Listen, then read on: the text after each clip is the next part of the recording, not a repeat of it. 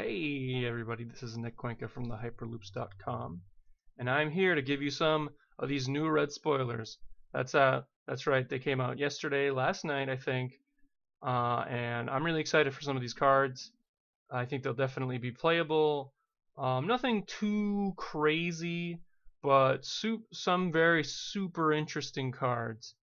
And let's get to them because you guys don't really want to see me much. You're here for the cards. And if you like this video, please like and subscribe to our channel. Alright, first off we have Finn, Soldier of Necessity. He has 11 health. He has a 2 range side, a +2 range modifier, a 3 indirect damage, a 1 resource, a 1 special, a special, a blank, and his special says move 1 damage from a card to another card in play. This ignores shields. It's the willpower. It's pretty much just willpower, so that's worth about 1 resource. And he is a trooper, which is his title. So 4 damage sides is great for his cost. So that's nice. That 3 is going to be really good later. You definitely want to play him with range because he has that mod. And yeah, his die is very, very solid. His cost is actually not too bad. It's 1216, which really, the question is really like, who do you pair him with at Elite?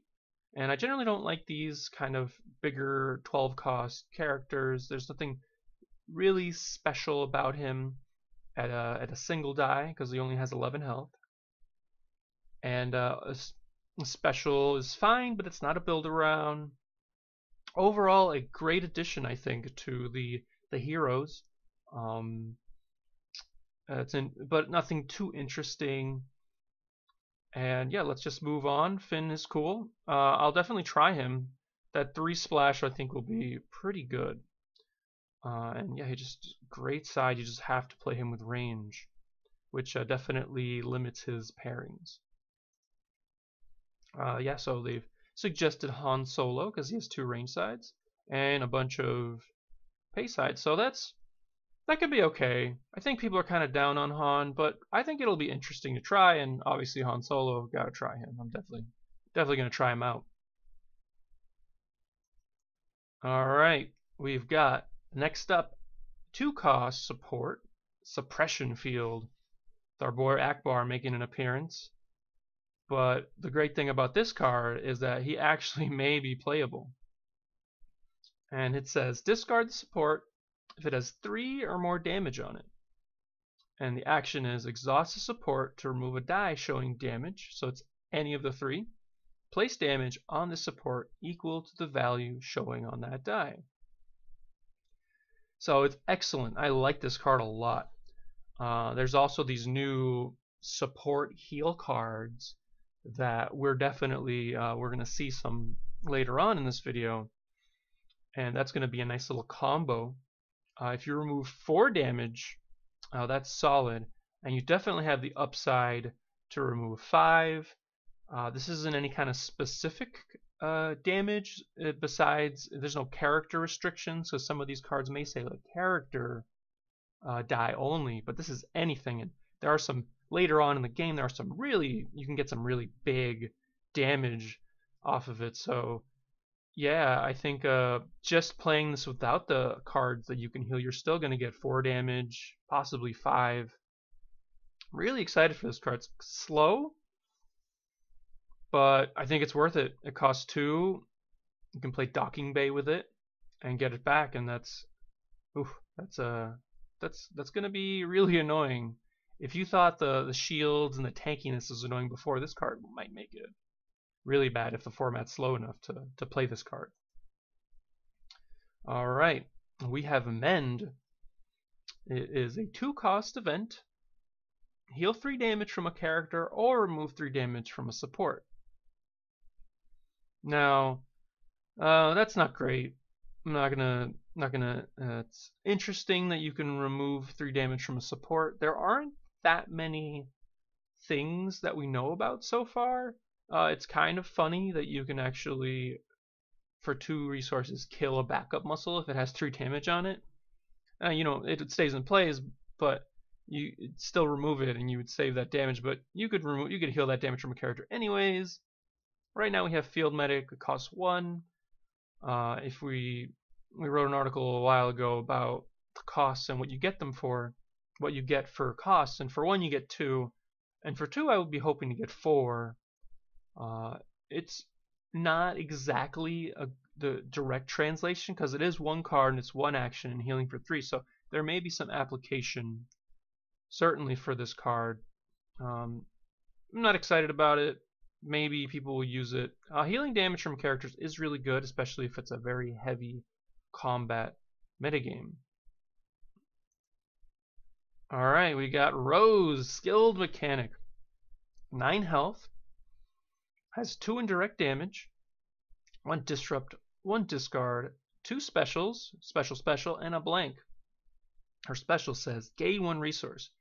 You may remove 1 damage from a support. So, we were talking about Suppression Field right before this, and Rose Suppression Field, that's definitely something I'm going to be trying because that can prevent so much damage.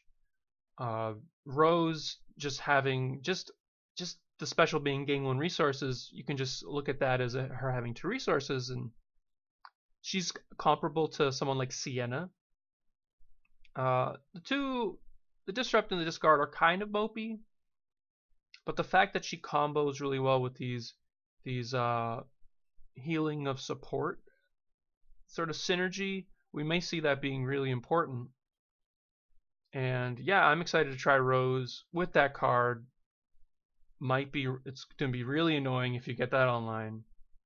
And oh yeah, she is an 8/11, which is cheap, very cheap.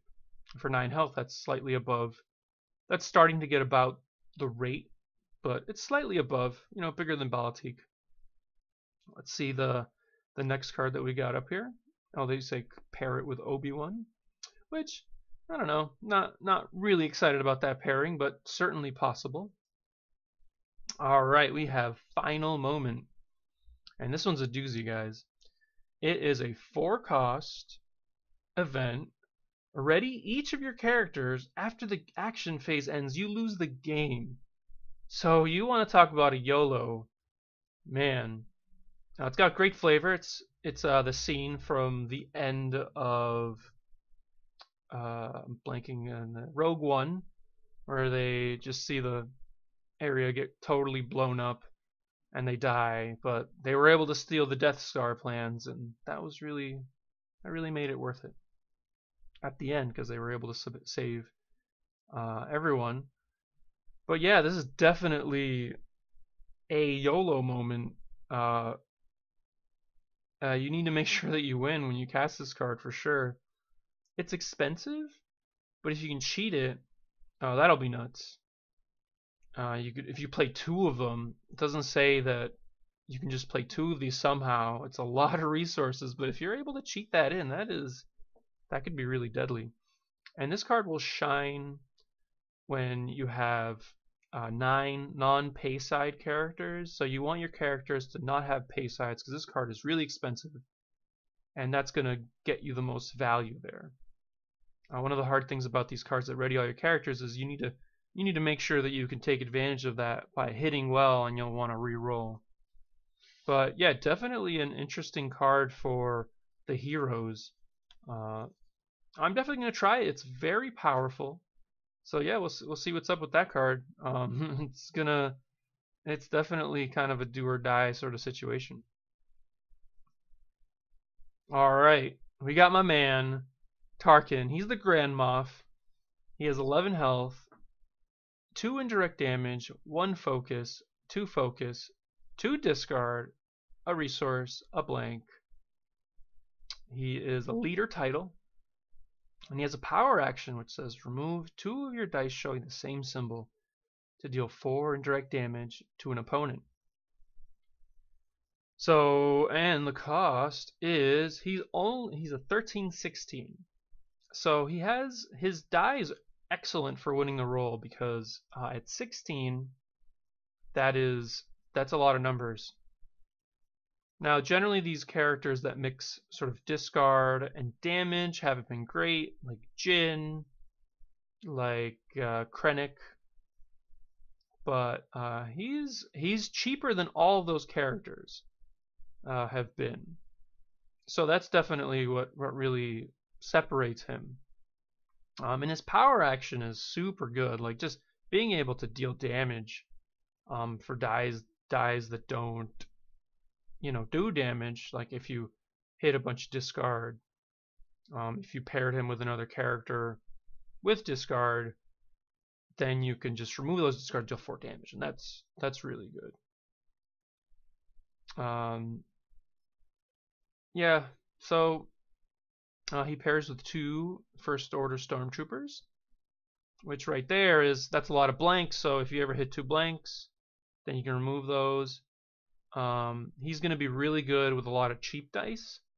So things like promotion, Imperial Discipline, you can play all that stuff, and I really love, just playing a lot of dice. This is a dice game and you want to play with a lot of dice, and if you're taking good advantage of that, even better.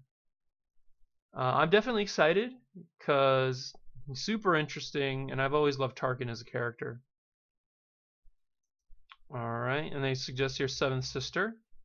And getting those Seeker Droids give you the discard sides, and that's a lot of dice, so that's good. That's a good suggestion right there. Something to try for sure. Alright, we've got a big one here. We've got Grand Moff. And this card's super interesting, I think.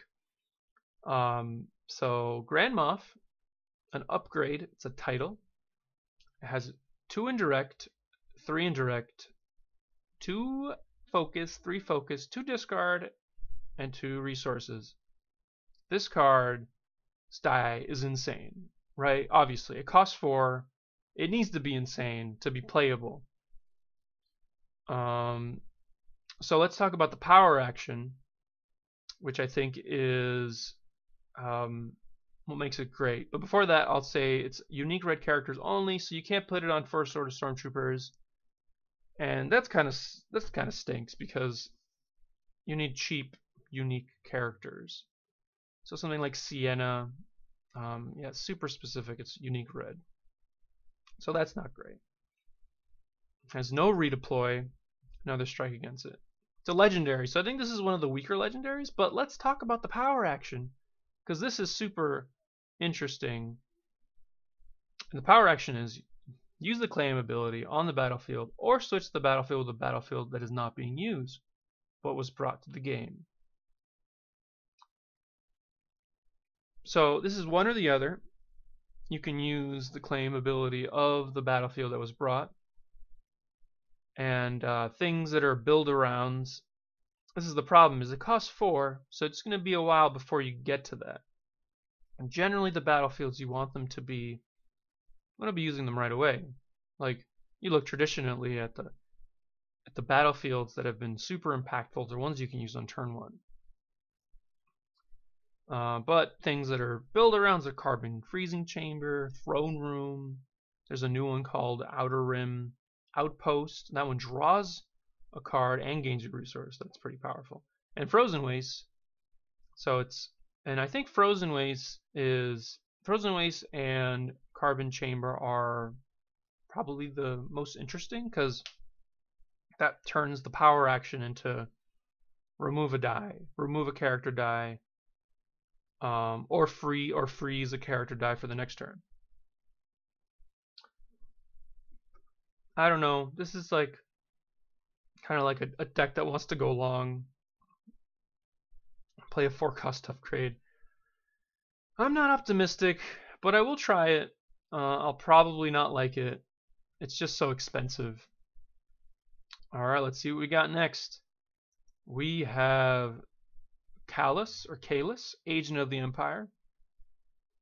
12 health. He has 1 range, 2 range, 1 melee, 3 melee for 1 resource and a blank. Character, no title. His power action is turn this die showing range damage to a side showing melee damage, or vice versa. So he has 4 damage sides, but only 2 of them are really good.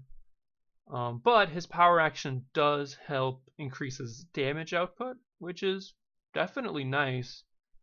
He's a 1418, so that's pretty expensive.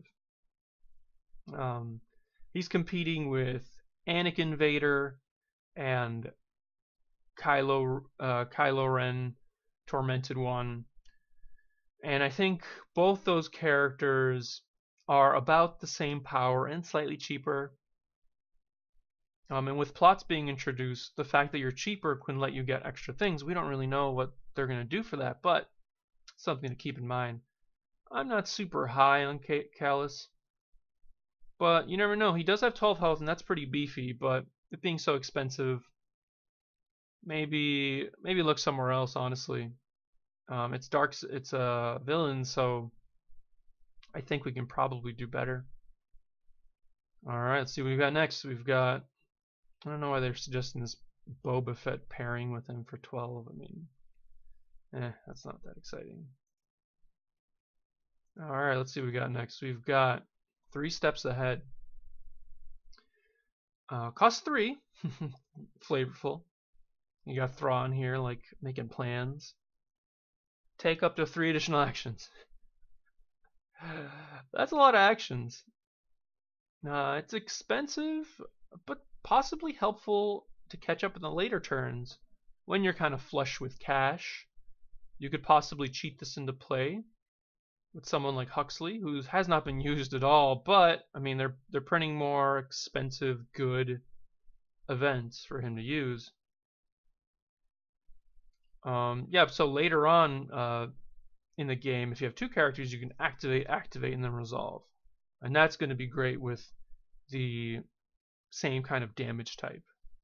And that could help you win the game. Like if your opponent goes first, and then you're like, oh, I'm so behind, you'd be like, activate, kill you.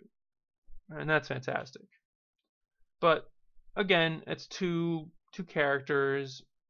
If you're in that situation, you're probably already winning. If it's one-on-one, you can activate and then re-roll, and then boom, try to do a bunch of damage that way. Obviously very good with the same kind of damage type.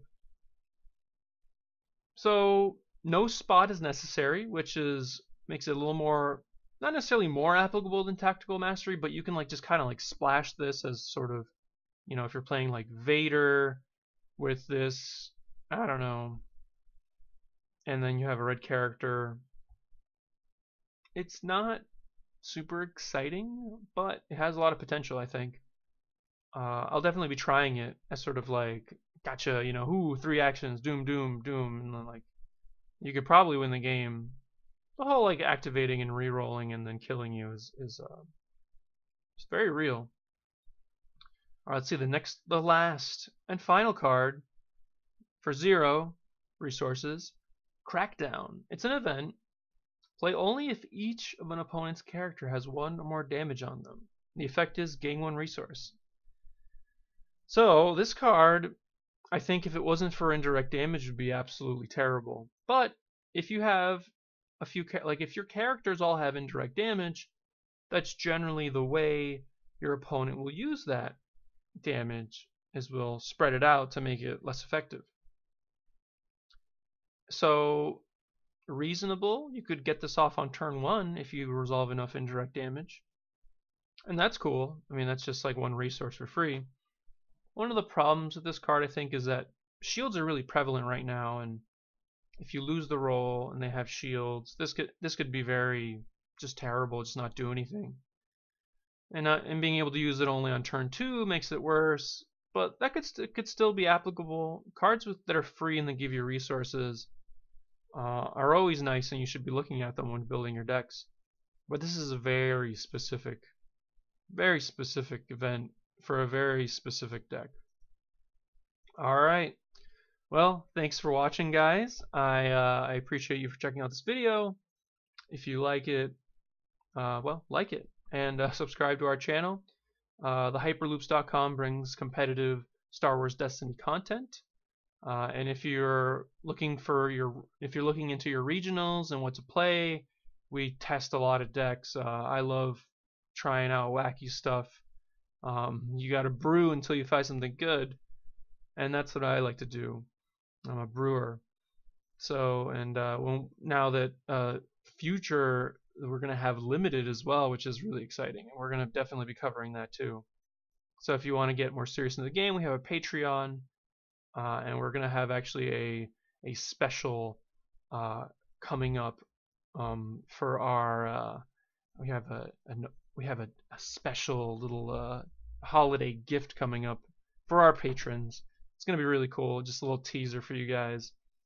And yeah, thanks for watching this video. And as always, may the rolls be with you.